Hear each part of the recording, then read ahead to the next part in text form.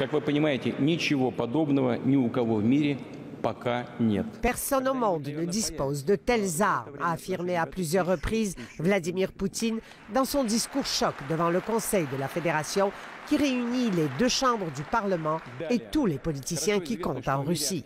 À l'aide de vidéos et de films d'animation, il a montré aux Russes et au monde ce sur quoi les chercheurs militaires travaillent ici depuis une quinzaine d'années. Toute une nouvelle génération d'armes stratégiques sophistiquées prêtes à être fabriquées ou déjà en production.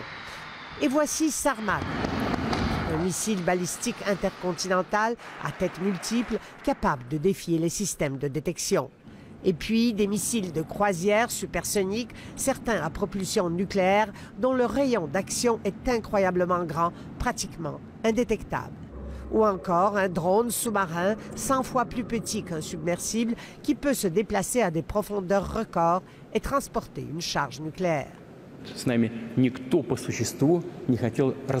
Personne ne voulait nous écouter quand nous disions « Il ne faut pas changer les équilibres stratégiques », a dit le président russe.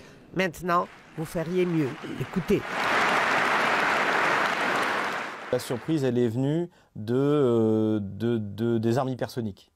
On sait que les États-Unis, les Chinois, les Russes travaillent sur des armes hypersoniques, mais personne n'imaginait, en tout cas pas moi, que les Russes étaient aussi avancés et qu'en fait ils étaient sur le point de se doter, de mettre ces armes en dotation.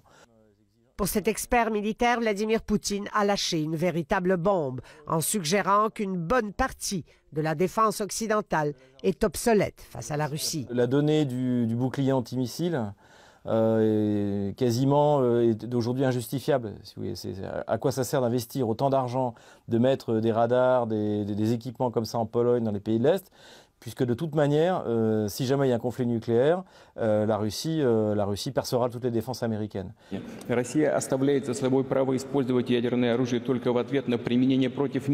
Vladimir Poutine a répété, la Russie n'utilisera ses armes que si son territoire est attaqué ou si un de ses alliés est visé par des armes de destruction massive.